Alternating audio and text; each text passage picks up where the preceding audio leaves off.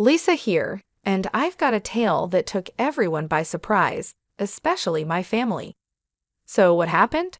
Well, I ended up selling our house. The news hit like a bolt of lightning. My husband was beside me, equally floored. But if you think we were shocked, you should have seen my mother-in-law's reaction. It was as if the ground beneath her had vanished. Why on earth would you do something like that? She blurted out, unable to hide her disbelief. And weren't you supposed to come and pick me up? She was staring right at my brother-in-law, Peter, as if trying to piece together a puzzle with missing parts. Her voice was a mix of hurt and confusion, and it was clear she was really upset with Peter's revelation. Peter, trying to smooth things over, urged her to calm down. He began to explain the reasons behind our unexpected decision, but let's backtrack a bit to give you the full picture. My husband Jason and I have been working remotely for a while. We loved the flexibility it gave us, being able to work in a tranquil environment, taking breaks whenever it felt right. It was our little slice of paradise. Then my mother-in-law moved in. Don't get me wrong, we were financially okay, so hosting her wasn't a problem. But soon questions began. Why aren't you two going out to work? She'd ask, eyeing us with a hint of disapproval. Her questions felt like a heavy weight, pulling me down into a sea of doubt. This wasn't new. When she first brought it up, we tried explaining the concept of remote work to her, but it didn't quite stick. But aren't you just playing around? She would challenge us, her tone dripping with skepticism. I've mentioned this to Jason too. Are you even listening? When will you start taking life seriously? What about your future? It was clear she couldn't wrap her head around our lifestyle. I'm so worried. Did I make a mistake coming here? Maybe I should have gone to Peter's place, she'd often lament. Speaking of Peter, he's Jason's brother, married to Olivia, a woman of considerable wealth. Peter's living quite the comfortable life, thanks to Olivia's fortune. We were asked to keep this detail from my mother-in-law, on Peter's request. This situation set the stage for our shocking announcement and the whirlwind of emotions that followed. It was a moment we'll never forget, revealing layers of misunderstanding and concern within our family dynamic. In our family, Peter's home is often talked about as if it's a grand palace from a fairy tale, sprawling and magnificent, quite unlike our modest abode. My mother-in-law frequently dreamt aloud about moving to Peter's place, which she fancied would eventually become her residence. She'd sit by the window, daydreaming of the day Peter would arrive to whisk her away to his mansion. Deep down, we all knew that day was unlikely to ever come. This wasn't just a baseless assumption. There was a time when Jason, trying to look out for his mother's best interest, suggested to Peter that perhaps she could live with him, given his ample space and resources. Peter, however, was quick to dismiss the idea, and so our living arrangement continued as it was, with my mother-in-law often lamenting our remote work as unemployment, unable to grasp the concept of our digital careers. We had grown to accept her views as part of our daily life, not expecting much to change. Then an unexpected call from Peter threw everything into disarray. He announced he'd be visiting that weekend and promptly ended the call, leaving no room for questions or preparation. Jason and I were taken aback by his abruptness, which hadn't diminished over the years. Our conversation caught my mother-in-law's attention, her face lighting up with hope and anticipation. She was convinced Peter's visit was for her, to finally take her to live in his castle. "Please, help me get ready to move," she urged, pulling Jason towards her room to start packing. Jason, caught in a difficult position, tried to gently correct her misunderstanding. "Mom, Peter didn't mention coming to take you with him. It seems he's visiting because of something else." But she was dismissive, holding onto her conviction that her departure was imminent. "He just forgot to say it, Jason. I'm tired of being here, feeling like nothing more than a housekeeper in waiting. But I won't let that be my fate." We were perplexed by her reaction, unable to grasp where her fears and accusations were stemming from. especially since she had been part of our home without any demands or expectations of servitude. Her paranoia and disappointment painted a stark contrast to the reality of our life together, highlighting a chasm of misunderstanding we had yet to bridge. My mother-in-law enjoyed a rather comfortable life with us. She woke up at her leisure, wasn't expected to help with household chores, and even received some spending money from us. Despite this, when she expressed a desire to leave, we respected her wishes. We packed her belongings and awaited the arrival of my brother-in-law and his wife. Their visit over the weekend brought a sense of unease. The moment they stepped through our door, something felt off. Their smiles were too forced, their greetings too calculated. My instincts told me trouble was brewing. As if on cue, my mother-in-law appeared, her eyes gleaming with what seemed like triumph. She wasted no time in painting herself as the aggrieved party. "Oh, you finally come, you won't believe it. Lisa can hardly manage any housework, and Jason completely neglects me. It's dreadful here," she lamented, pushing past us to greet her son with open arms. Jason quickly came to our defense, explaining, "That's not true at all. She's been living comfortably here, not needing to lift a finger, and enjoying the meals and space freely." But my brother-in-law seemed unconvinced, suggesting, perhaps out of loyalty or misunderstanding, that Jason and I might be mistreating her without even realizing it. My mother-in-law nodded along, playing the role of the victim perfectly. Despite our frustration, Jason and I kept our cool and welcomed everyone to the living room for tea, trying to maintain a semblance of hospitality amidst the tension. The situation took an absurd turn when my mother-in-law demanded tea, acting as though it was outrageous that she might make it herself, especially in front of her visiting son.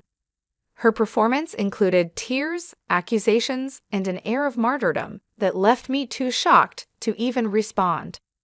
After serving the tea, the atmosphere shifted abruptly when Peter revealed the real reason for their visit. "We've sold our house," he said, visibly uneasy. This bombshell left everyone stunned, but none more so than my mother-in-law, whose face fell at the news. "Why would you do such a thing? Weren't you supposed to be here to take me with you?" she demanded, her voice a mix of confusion and accusation. Peter attempted to soothe the situation, explaining their dire financial straits. The sale of their home had been a desperate measure to clear debts, and now, with no place to go, they were hoping to stay with us. This revelation changed everything, casting the day's earlier tensions in a new, sobering light.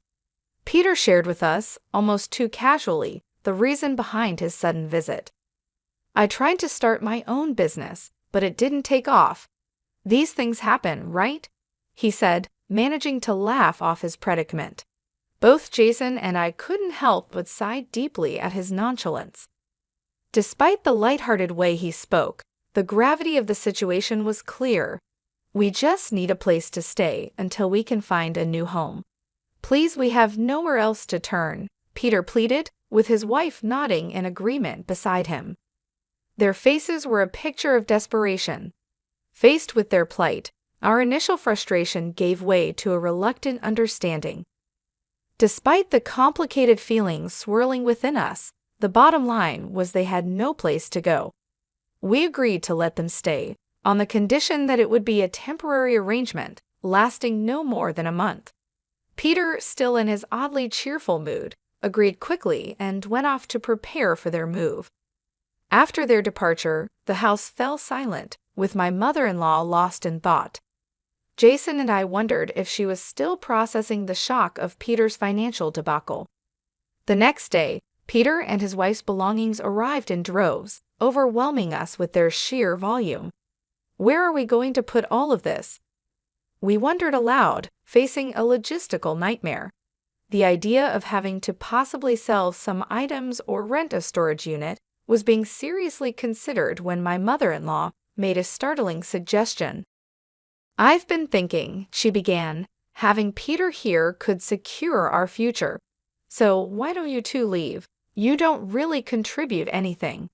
Her words were sharp, and she specifically targeted me, suggesting that without me, there would be more room for Peter's belongings. She even went as far as to suggest that Jason and I should divorce to make space. Her proposal was shocking, and she looked expectantly at Jason for support. "What are you talking about?" Jason responded, his voice filled with disbelief at the turn of the conversation. However, before we could delve deeper into this outrageous suggestion, Peter and his wife walked in, greeted warmly by my mother-in-law. Despite the turmoil caused by her words, Jason decided to set the conversation aside for the moment and address the immediate issue of the clutter. Addressing his brother, Jason made it clear that the sheer amount of stuff was overwhelming. "You'll need to figure out what to do with all these things.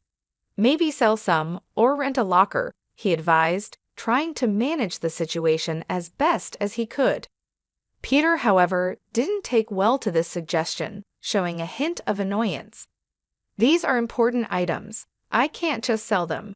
What if they get stolen or damaged in a locker? Are you going to be responsible for that?"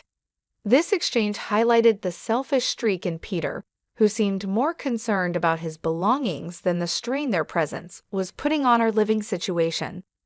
Jason, trying to maintain peace, reminded him, "This is our home.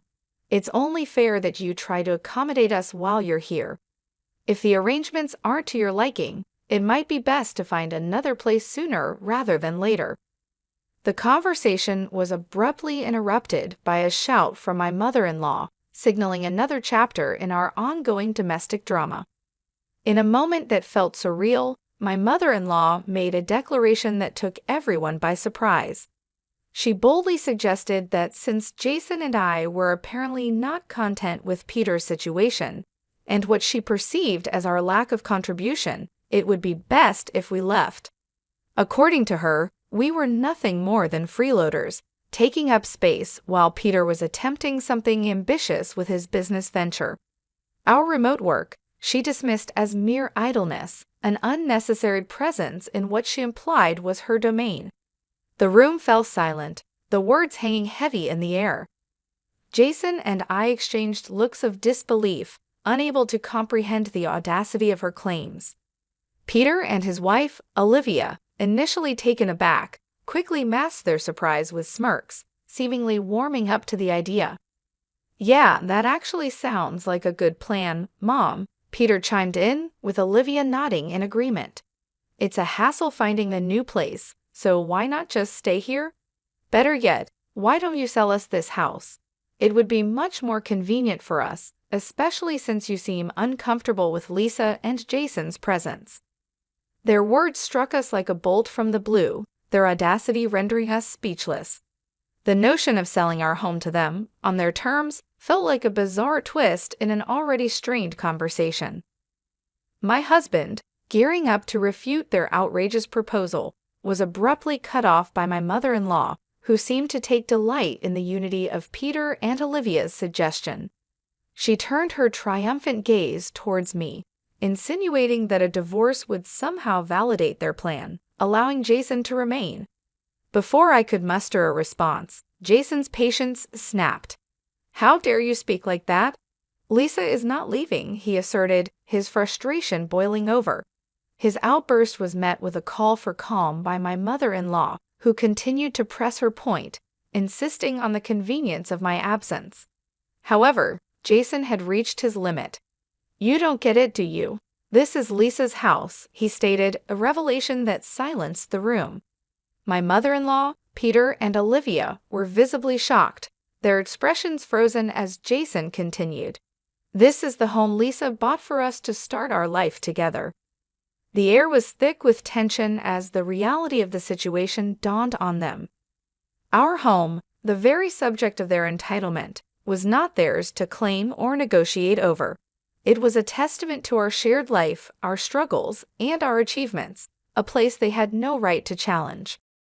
In a moment filled with tension and disbelief, my mother-in-law challenged the reality of our household dynamics with a scoff, suggesting that traditionally, it should have been Jason, my husband, who took on the financial responsibilities of purchasing our home. Yet in our family, there were no such conventional roles. I had taken the lead, covering not just the mortgage, but all of my mother-in-law's living expenses and allowance, stepping in because her pension was modest and hardly enough for her to enjoy any semblance of financial freedom. Jason, with a look of frustration and disbelief, countered her outdated views, emphasizing that I had willingly shouldered these responsibilities to ensure her comfort and well-being. Despite his clear explanation, my mother-in-law laughed off the idea in disbelief, mockingly accusing me of spending my days idly and insisting that her allowance must be secretly funded by her own pension, given that, in her eyes, I couldn't possibly afford such generosity on my own. Her accusations escalated, boldly claiming that I was mishandling her pension and demanding that Jason divorce me on the spot, suggesting a future where he, along with Peter and Olivia, would be better off without my alleged deceit. Standing my ground, I refuted her baseless claims with tangible proof, my paycheck a testament to my success and independence. The document visibly shocked her and the others, silencing their unfounded allegations. I explained that not a penny of her pension had been touched for her living expenses since she moved in with us. If anything, it was her constant interference and unjustified demands that were the real issue, not my alleged incompetence or dishonesty. I stood firm, stating that if she found our arrangement so disagreeable, she was free to leave at any time. Jason, backing me up, addressed Peter and Olivia directly, reminding them that their stay was meant to be temporary and born out of necessity, not preference. His stern tone, a rare occurrence, visibly unnerved them, marking a clear boundary and expectation of respect within our home. Attempting to lighten the mood, or perhaps realizing the gravity of the situation, Peter made a flippant remark about the surprising amount I earned. Yet the undercurrent of tension remained, a clear reminder of the challenges and misunderstandings that had come to light, prompting a moment of reflection on respect, responsibilities, and the true meaning of family support. In a moment of unexpected warmth, Peter and his wife, Olivia, acknowledged the misunderstanding and misconceptions about me. "Maybe we could learn a thing or two from you," Peter said with a smile, suggesting that my business acumen was not only impressive, but also something worth emulating. Despite their newfound respect, my mother-in-law remained steadfast in her disdain, dismissing my contributions and insisting that both Jason and I were nothing more than obstacles in her and Peter's path to success. Her words were sharp, filled with a conviction that left us no choice but to confront the reality of our situation. "If that's how you see it, we'll find a new place to live," I said, the weight of our decision heavy in the air. "You'll have to manage the mortgage on your own. And remember, we won't be around to help if you find yourselves in over your heads." The thought of maintaining her lifestyle without our support seemed to strike a nerve with my mother-in-law, but her pride quickly overshadowed any signs of worry. As we stood firm in our decision, Peter and Olivia attempted to intervene, their earlier acknowledgement of my skills now mixed with panic at the thought of us actually leaving. However, my mother-in-law, ever determined, silenced their protests with a fierce glare and a challenge for Peter to prove himself as a future CEO by using her pension to start his own company. With her words echoing a finality, we decided it was best to sever our ties and move forward without them. In time, we transferred the house's mortgage to Peter's name and started anew, finding peace away from the constant criticism and unrealistic expectations. However, our respite was short-lived. One day, while settling into our routine in our new apartment, my mother-in-law's voice, now laced with desperation and regret, came through the phone. She was crying, revealing that Peter had taken her pension and vanished, leaving Olivia and her to face the consequences of their decisions alone. "Please, can you help us?" she pleaded. After calming her down, Jason sought to understand the full scope of Peter's disappearance. The cycle of decisions that led to this moment was a harsh reminder of the complexity of family dynamics and the consequences of pride and misunderstanding.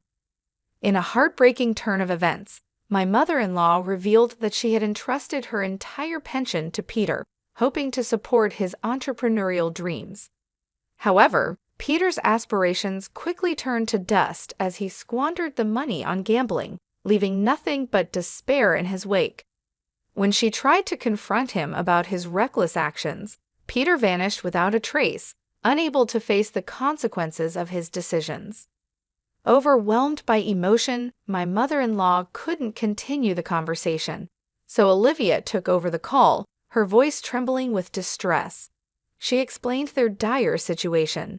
Peter's failed venture had led him to sell the house, and as a result, they were now estranged from their parents.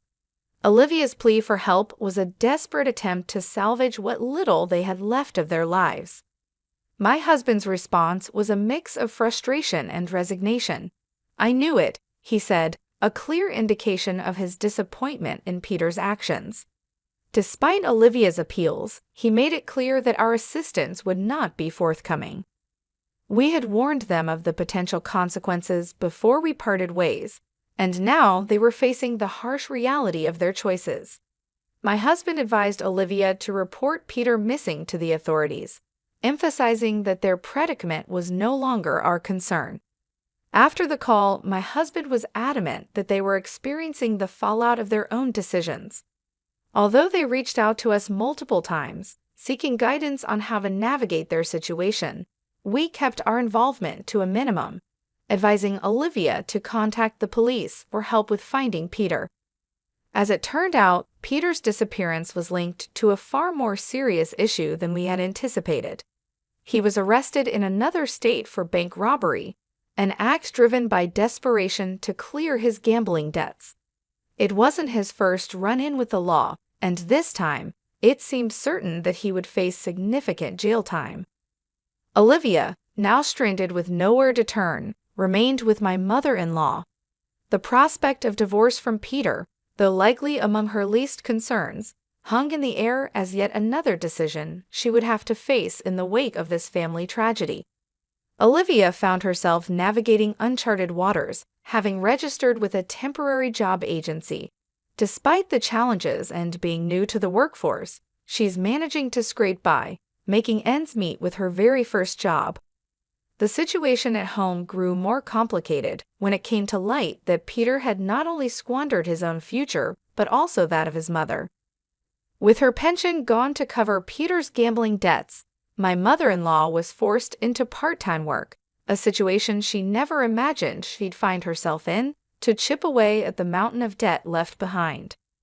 While my husband and I felt a pang of sympathy for the difficult road Olivia and my mother-in-law were forced to walk, we stood firm in our decision to not provide assistance. We've chosen to sever ties, believing it's crucial for them to face and navigate these challenges on their own. This decision underscores a belief that sometimes experiencing life's sternest lessons is the only way to truly understand and appreciate its value. Despite the turmoil that followed my mother-in-law's stay with us, my husband and I have found solace in the return to our tranquil life. The events that unfolded served as a reminder of the unpredictable nature of life and the importance of making wise choices. As for Olivia and my mother-in-law, they're on a journey of their own, one that is undoubtedly tough, but also filled with opportunities for growth and redemption.